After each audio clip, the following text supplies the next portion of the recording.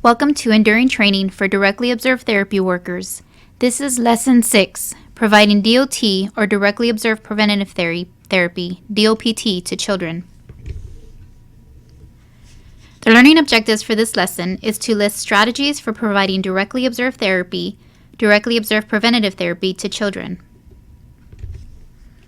Let's start off with what is directly observed preventative therapy, DOPT. We've talked a lot about DOT being the supervised swallowing of TB medications by a trained staff member, but DOPT is a new term specific to children.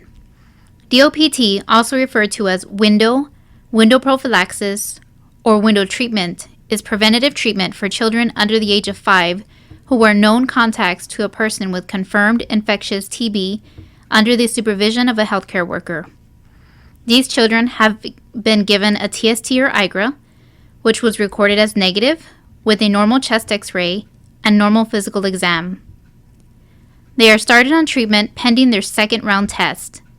If at 8 to 10 weeks after exposure, their TST or IGRA remains negative, treatment is discontinued. If positive, they complete the full course of TB infection treatment. Why prescribe preventative therapy? Because children under the age of 5 do not have a developed enough immune system to work against the disease, which puts them at higher risk for progression from TB infection to TB disease. In addition, children are at greater risk for acquiring evasive, potentially fatal forms of TB at an increasingly rapid rate. These contacts require a full medical evaluation, which include a physical exam, PA and LA chest x-ray, and directly observed preventative therapy are prescribed. Providing DOPT to children. We're going to talk about partnering with the parents for successful treatment, break it down by age range, and discuss strategies for overcoming challenges. Partnering with parents. It is important in the treatment process of the pediatric patient to have a good partnership with the parents from the get-go. Develop a treatment plan with input from the parents. Identify common terms that will be used by both you and the parents to identify symptoms. Do we call it a stomach, a tummy, a belly, etc.? We want to be sure that we all have the same understanding of the word. Once this is established, this should be noted on the DOT log as well as on the patient's record in the event that someone will have to cover for you one day. Discuss early on with the parent what are potential incentives that could be provided to the patient for taking the medication. Be sure to discuss any concerns away from the child. This is both concerns that you may have and concerns that the parent may have. When problems come up, and believe me, they will, it is important to involve the parent in problem-solving strategies. Be sure to provide them with contact information for the nurse case manager in case the child is experiencing any problems. Be sure to continuously check in and adjust the DOT plan if necessary. Be a team. Show a united front between you and the parent. This will show the child that there is no way out of it. Medications are available via liquid suspension. INH suspension is available commercially in sorbitol. The syrup form of isoniazid is unlikely to be tolerated in amounts greater than 10 to 15 mLs, which is doses in excess of 100 to 150 milligrams. Pills and capsules can be taken intact or in halves. Tip the head back to swallow pills and tip the head forward to swallow capsules. Remember, tablets sink and capsules float. Pills can be fragmented by a knife or a commercial pill cutter, or crushed by a commercial pill crusher, mortar and pestle, or a spoon against the bowl. And capsules can be opened.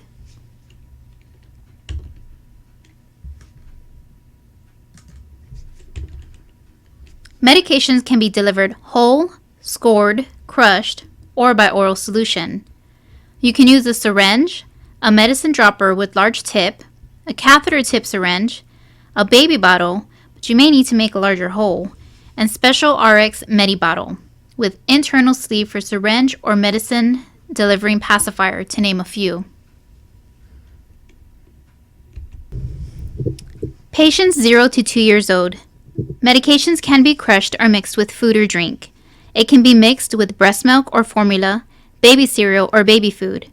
The important thing to remember when mixing the medication is that it should be mixed with only a little bit of food or drink to ensure that the medication was taken. There are some pediatric tools available to aid in providing medication to patients. The AVA is a tool that can be used. To use it, you put an oral syringe through the nose, then let the baby hold it by its ears and press the button, and a little voice comes out and does a countdown and praises when they're done. It's cute, and although I personally have not used it with the little one, I know other DOT workers who have been successful with this tool. I found a little clip of it being used to show you, to give you an idea of how it's used. Take the dropper, which I already have some medicine in there, and you put it in the trunk. Are you ready? Are you ready?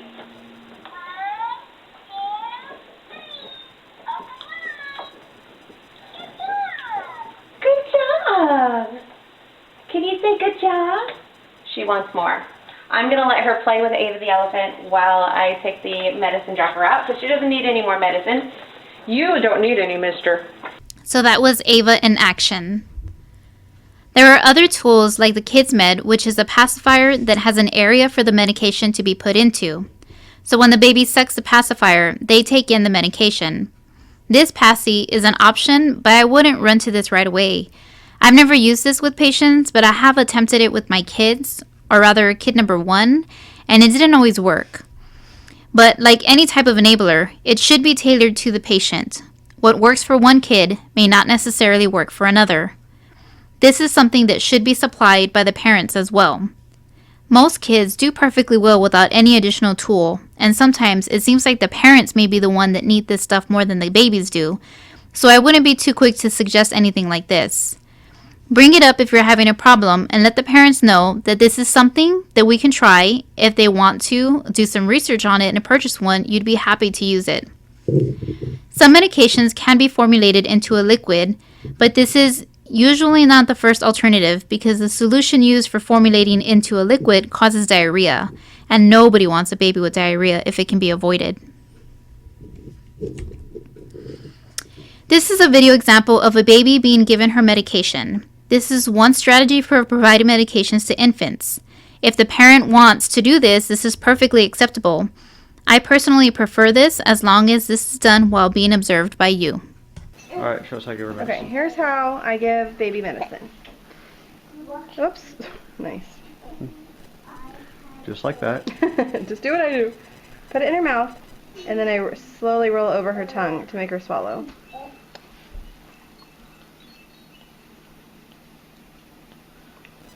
Back and forth. You can do it slower if you want, like take a break. Let her swallow. She doesn't like it. Tastes gross. Hold on. I know. All done. Yay. You did it. Yay.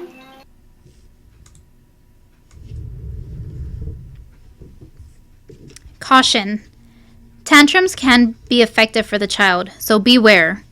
This is especially significant for a child that is on twice-weekly regimen, because there is a lot of days in between when they saw you last and when they will see you again. So, if you go for a visit on Monday and they act out, then you leave and don't come back for days, they're going to think that you didn't come back because of their acting out, and they'll do it again. In the event that this is happening, you should have a conversation with the nurse case manager. This type of behavior is a barrier to treatment, and they may have to make adjustments to the treatment regimen so that the child gets dosed every day until they understand that you are not going away. Patients 3 to 6 years old are learning and developing pretty rapidly, and for the most part, can be talked to and even reasoned with. You can talk to them and explain to them at their level what you are doing and why you are doing it. You can elicit their input. Offer them options on how they can take their medications.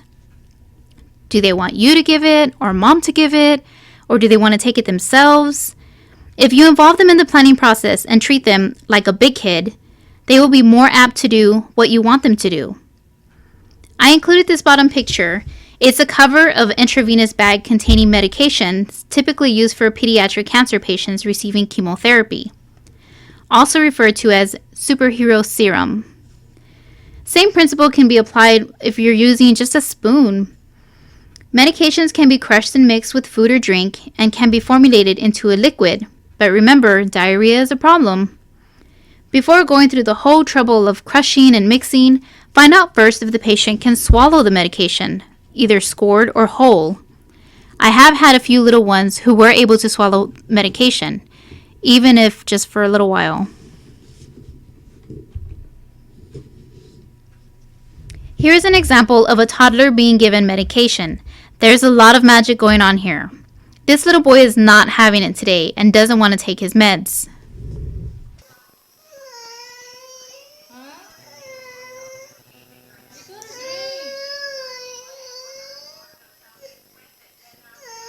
I'll give you something, okay?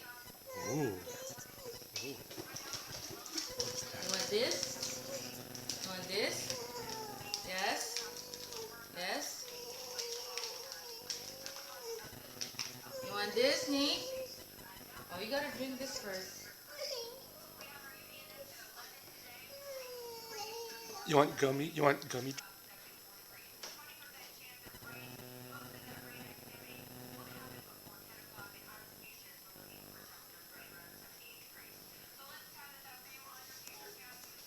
Okay, vitamins na lang. Vitamins. Chew. Chew, chew, chew. Good job, baby. Yes. Yes. See how the mom put the medicine into the spoon and then put the gummy bear on top of the medicine? This is a nice strategy because the child knows that the syringe has meds in it and he is having none of that. Again, the thing to keep in mind is that all of this needs to happen to allow for observation. So she hid it from the toddler, but she cannot hide it from you. She should not leave the room once the medication has been dosed. In this example, it's easy enough to stand by the counter and lean over, but that may not be the case in every situation. Here's another video with additional suggestions on providing medications to pediatric patients. When our kids need medicine, it's not always easy to get them to take it, especially when they're feeling sick and cranky. So how do we deliver the dose without the battle? Hi, I'm Benjamin Ortiz. I'm a dad and a pediatrician at FDA. A smile can be contagious. So for starters, be cheerful and patient. And don't forget that your kids are smart. So explain in language they understand what's wrong and how the medicine will make them feel better. If taste is the problem, try giving them a popsicle, a cold drink, or even an ice cube right after they swallow their medicine, because cold temperatures numb our taste buds. And pinching your child's nose while they take their medicine may help block both taste and smell. You can even let them do this themselves. Restoring your child's sense of control like this can really help. Other ways to do this include letting your child decide where to take their medicine, and even letting them put it into their own mouth. If your child thinks liquid medicine is yucky, ask your doctor or pharmacist about alternatives. Many liquid medicines are available in different flavors, and if it comes in a pill, ask if there's a pill your child can chew. Mixing medicine with something tasty, like applesauce or pudding, may help. But unless the label indicates that mixing the medicine with food is okay, doing this might reduce the medicine's effectiveness. Read the directions carefully and ask your doctor or pharmacist before mixing medicine directly with food. And remember that a little TLC goes a long way. For more about kids and medicine, go to fda.gov/pediatrics. The problem child. The one who has forever scarred me. This was a 4-year-old boy who was the king of the castle. He literally ran his house and dictated what was going to happen and how it was going to happen. It was actually pretty fascinating at first to watch this dynamic between him and the mom, but then it just got out of control really quick. This little boy was a contact to a person with infectious TB. It took a while for us to locate him, then a while for the parents to allow us to evaluate him, then even longer to attempt to get him started on treatment. I say attempt because he didn't want to do it, and the mom protested. He at the time had a negative skin test, and according to her, didn't need it. There was a lot of back and forth trying to get him started on treatment, and legal proceedings were initiated when it came time for round 2, when he converts his skin test. So, you really never want a child to convert their skin test, but we really didn't want him to convert his skin test. This time, Child Protective Services got involved, and so treatment for TB infection began. This kid went through every nurse, every contact investigator, most of the DOT workers, some administrative staff. I mean, really, we all had a turn at this kid. He spat at us, purposefully threw up, cried, would hit, kick. It was a mess. The mother enabled his behavior by making excuses for him and never correcting him. We tried incentives, but that didn't work. I would love to say that I was the one that broke through to him, but that just wasn't the case. I never got hit or spit up on. He just liked to flip me the bird and laugh. Then one day, one of the DOT workers, literally the last person in the office who had not yet tried to DOT him, was listening to us talk about everything that we've tried and what could we do next. When she said, "Just give him to me, I'll do it." The most amazing words I've ever heard anyone speak. When she came back to the clinic at the end of the day and said that he took his medicines, we were like totally amazed. While we were trying to talk to him and the mom, provide incentives and really work with him, she really just laid down the law. She walked into their home, told the mother very frankly, in front of the child, "People still die from TB. Kids still die from TB. You have a chance now to help him." Then she told the boy, "I'm not like the others. I am not going to stay here and ask you to take your medication, and you will not hit me or spit on me. You will take your medication like I tell you, and that's it." Then told the mom, "I'm the last one to try. You don't like it, he won't get his medications. He will get sick, and then who is going to take care of him? Right now, we are here to help. His medication is free, and he will never know he had this. If you wait, he will get very sick, be hospitalized, which you will have to pay for, and may have side effects that will last him his entire life.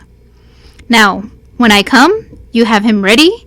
You have whatever you want me to mix his medication with ready, and that's it." So she very frankly told them how it was going to be, and they actually complied. He completed treatment for TB infection, and that DOT worker will forever be a legend in that clinic.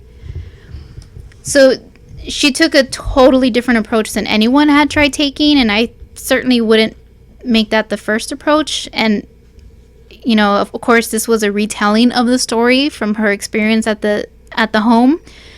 But, you know, she had a very frank and real conversation with the parent in front of the child to make sure that they understood what was happening and what was going to happen if he didn't take his medications. 7 to 12-year-olds are a little easier to deal with. Be sure to discuss treatment with them, provide them education at their level, and offer them options. Would you like to take your medication whole, scored, or even crushed? Educate them on symptoms and how to communicate their symptoms with you, or even ask them to journal them for you. Provide them with praise and encouragement throughout. Incentives also work well with this age group.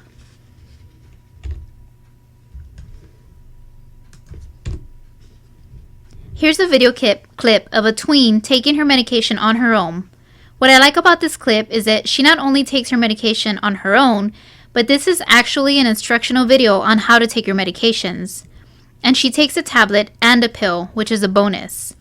This video can be used to demonstrate to other kids how to take their medications. Guys, so it's LPS number 297 here, but as you can already see, it's not going to be an LPS video this time. it's going to be a how-to video showing my face, obviously. Okay, but today's video is going to be showing you how to swallow a pill and a tablet. So, unfortunately, I have Crohn's disease, so I have to take all kinds of medications. Well, 3 really. Yeah, 3. Okay, but here's my pill that I have to take, and here's the tablet I have to take.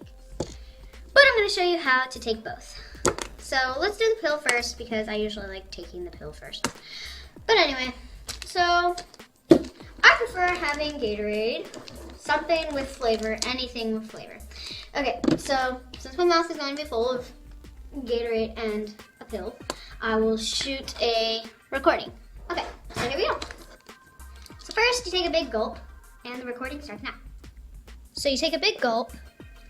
Once you have it in your mouth, take the pill, push it in slowly, turn it vertically, and swallow it. So that's how you take the pill. And yes, I literally took it. All gone. Yeah. Okay. But anyway, now we learn how to take the tablet. It's considered a thioprin to me right now. Okay. So you take another big gulp, and the recording starts now. Again, you take another big gulp. Push the tablet in. You don't have to worry about turning it vertical and swallow. And if it's still like in your throat, just take some more gulps. And you're finished. So that's how to take a pill and a tablet, which I have to do it daily. So hopefully this video helped, and thanks for watching, guys. Bye-bye. 13 years and older are still pediatric patients, but they can be treated more like adults. They can take their medications whole and should be included in the treatment plan.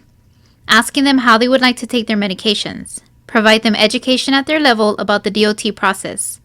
Continuously provide them with praise and encouragement, and use incentives as necessary. So this video shows one strategy for taking medications for those that are old enough to swallow but may have issues taking medication still. Again, this is one of many strategies for taking medications, but I like this and it's a fun example for this age group. Made up a super fun way to take pills, and it'll make your kids be like, Mom, I want my vitamins right now. That's what they're going to say to you when you introduce this to them. And what you do is, first you take a bottle of whipped cream. You shake it up.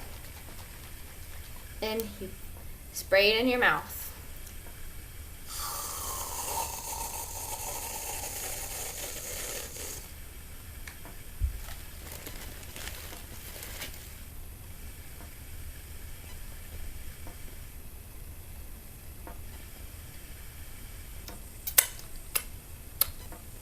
Pill's gone.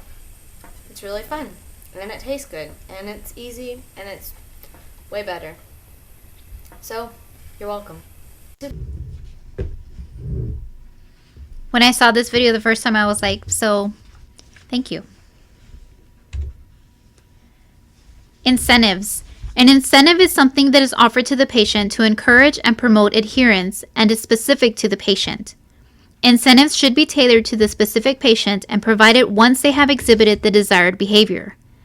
Many programs do not have a budget for incentives, but there are some free and low-cost resources that you can access, such as coloring pages, kids' meal toys, stickers, and stamps. Movie passes would be a good option for the older kids, and you may be able to have those donated. Donations should be handled at the programmatic level, but if you feel they will be helpful to the patient to get them through treatment, you should have the discussion with them. Parents can also be involved in providing the incentives. They can provide the item that the kid wants, even for free. With the support of the parents, you can create a coupon book, a get out of a chore free coupon, or extra TV or computer time coupon, or something similar.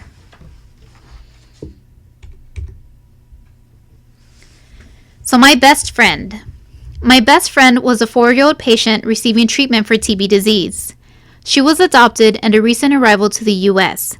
She was super sweet and said that we were best friends. She used to tell her mom, "My best friend is here. Hi, best friend." and she would give me a big hug every time I got there. Her mother was fantastic. She was very involved in the process and was encouraging to her daughter. She suggested we try jam for mixing, and it worked wonderfully. The little girl would immediately go and pull out the jam and the little bowl we used to mix her meds in and her little spoon. She got one spoon of jam and medicine mix and 1 spoon of just jam afterwards. I used incentives with her. Even though she wasn't a problem, I still wanted to incentivize her some way. I printed out a monthly calendar, and she used her Dora the Explorer stamp to mark the date that she took her medication. And at the end of the week, if she received all of her medication, I gave her a Dora the Explorer coloring page that I printed off at the office. Then when she came into the clinic for her monthly evaluation with her nurse, she brought her favorite colored picture to hang in our office. I also had conversations with her about Dora during our DOT visits. She was such a great patient. I looked forward to seeing her every day. Here's an example of a calendar with positive reinforcement. Only notating positive interactions, not marking missed or putting sad faces on the calendar. We want to track successes. Easy and free to reproduce. Just Google calendar, Google the month, and print it out. Positive reinforcement keeps us going. Again, provide a little incentive to encourage the patient. Avoid battle of wills. Kids by nature try to test their limits of their control. Be flexible in accommodating schedule changes. Unlike adult patients, you have to coordinate schedules between the parent and the patient. Be sure that you introduce your backup staff frequently. Take someone else in the office with you who will be tasked to cover for you when you're out, so that the child has a chance to get used to them. Don't forget to praise the parents as well. This is work for them too, and they need encouragement as well, especially when things don't go so smoothly. Overcoming challenges. Patient's distrust of a stranger. It is important to gain the trust of both the parent and the patient. The best way to do this is to provide individualized family education regarding TB and TB medications. Have a conversation about TB. Provide written information. Keep explanations short and simple. If you win over the parents, the children will come along too. Have the parent introduce you to the patient. Remind them that the doctor has sent you. The medications are yucky. Taken whole or crushed, they have a distinct flavor to them. Here are a few tips for mixing with food. Put a thin layer of soft food on a spoon. Put the pill fragments or powder on top of the food layer, then top with more food. Give the medication in this sandwich method. Teach them to swallow the medication without chewing, then practice. So Mary Poppins had it right all along. A spoonful of sugar really does help the medicine go down. Plus, you can mix the medication with so many things. The trick is to find what works for the patient. You can use chocolate sauce, pudding, fudge, ice cream. Very little ice cream though.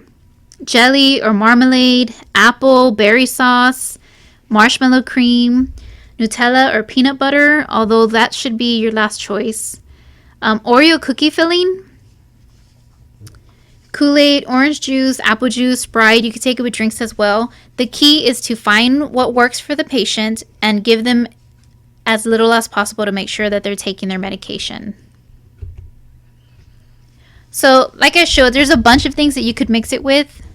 The Oreo cookie, what is kind of the thing right now that a lot of people are doing, maybe because it's new and people are talking about it, is they're taking the cream filling out of the Oreo, mixing it with the INH, putting it back in the cookie, and giving it to the child like that.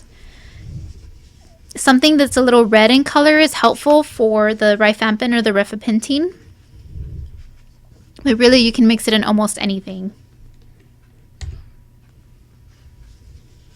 But when you are mixing, never, ever, ever, ever, ever pre-mix the medication with the food at the clinic.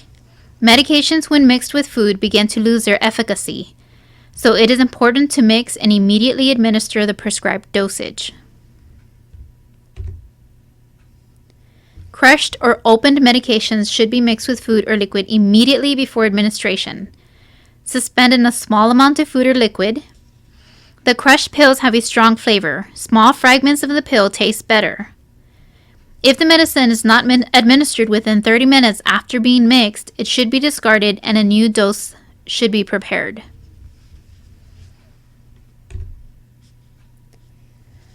"130 doses take a long, long time. Both the child and the parents get tired of daily DOT. It is difficult to keep up a routine with the appearance of no symptoms and no visible benefit. Health department staff can also get fatigued.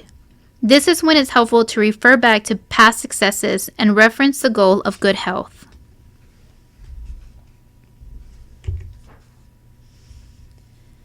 Attempting to have regularity, use the same DOT worker when possible, visit at the same time of day, same location. Kids want to know what to expect. Attempt to make interactions positive. Use praise, use positive reinforcement, and always end the visit on a good, happy, positive note. Anticipate problems. Research ahead of time the visit, learn from each visit, have new ideas ready to go, try something new. If what you are doing is not working, ask for help. So, consider this. Consider what is a good time for the child. What is their daily schedule? When are they hungry? When are they more cooperative and well rested? We definitely don't want to be giving anybody their medications pre-nap time. Remember that this is an unexpected interruption in their lives, so be patient. Some FAQs. What if the child spits out the medication? Should I redose? No. You do not know how much medication has been absorbed. Make a notation in your DOT log that the child spit out the dosage and be sure to communicate this with the nurse, but do not redose.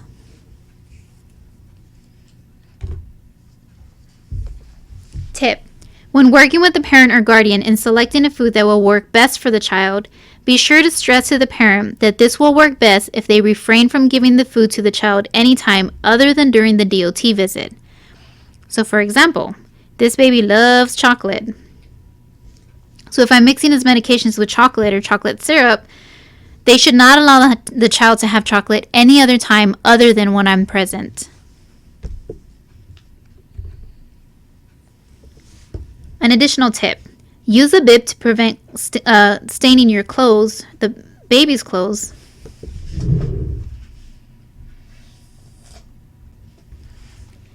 Some additional tips.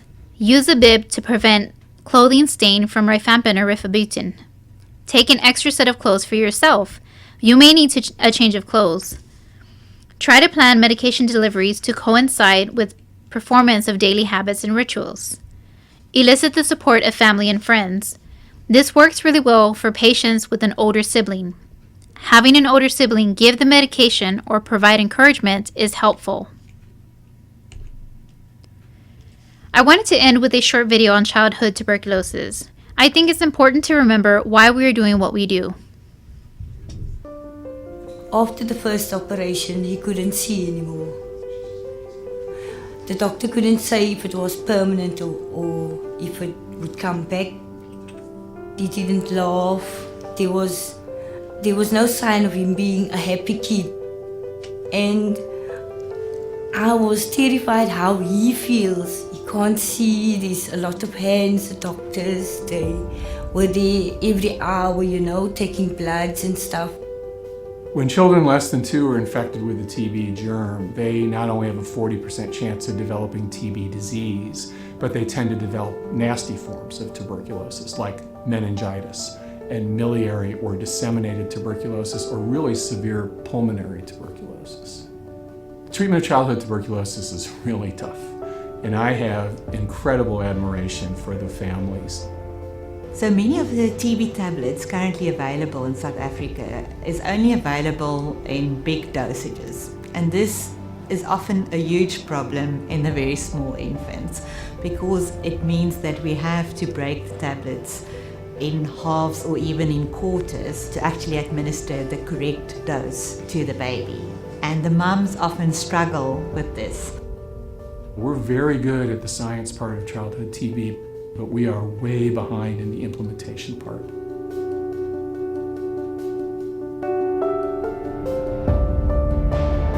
TB Alliance's mission is to develop shorter, affordable, and improved treatments for tuberculosis for all people. And we want to ensure that that happens for children as well. We can treat children effectively if we have the appropriate formulations that are easy to administer to children and easy to prepare. And if we do that, children can be cured. This is a solvable problem. But the fact is, children are dying in the meantime. This boy, he's now 12 years old. But when you look at him, he's like a little boy. And the kyphosis, the hunchback presentation that he has, is very typical for tuberculosis of the vertebra. His parents died. Nobody knows what they died from. What did they die from? And there was a history, interesting history, that his father was coughing badly when he was very sick before he died. TB is a family disease, it's a household disease. Where you have TB in an adult, look for the kids. So the research field is also increasingly recognizing that TB is a disease that affects families and households. We have been treating him for 18 months now. His general condition is great. The only problem we cannot fix is the destruction on the bone. We'll not be able to fix. The fact that we still have so much tuberculosis in the world is undoubtedly the major public health failure of mankind, this treatable, preventable disease. And there is no more vulnerable group or no group that should be easier, actually, to prevent tuberculosis in children. Child TB is a solvable problem. We know what we need to do to actually impact this epidemic. We know what we need to do to reduce the numbers. We just need to implement it. We just need to do it. Because of the meningitis, he can't sit yet, he can't crawl, it's a bit delayed, so he's a bit slow in all those things. In some scenarios, you actually have to put a shunt in, and that is basically a small tube that goes from the brain to the tummy, and it actually takes off all the extra fluid that is within the brain. 2 days ago, I saw him following me with his eyes and moving his neck. She could feel someone or something staring at her. And when she turned around, Jaden was looking at her and she couldn't believe it. I was just relieved and happy. There was light at the end of the tunnel. I thought that there was no hope. But then there was hope because he could see, and he can still see.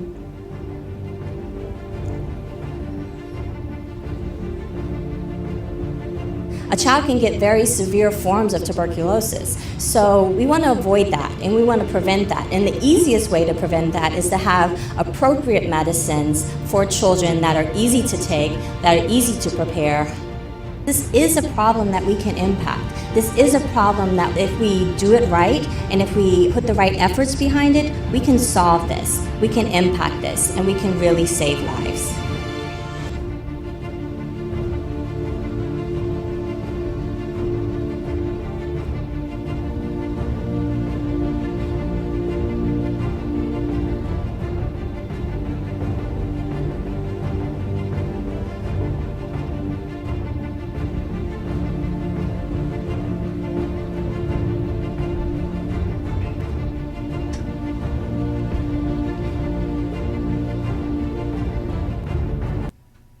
Thank you.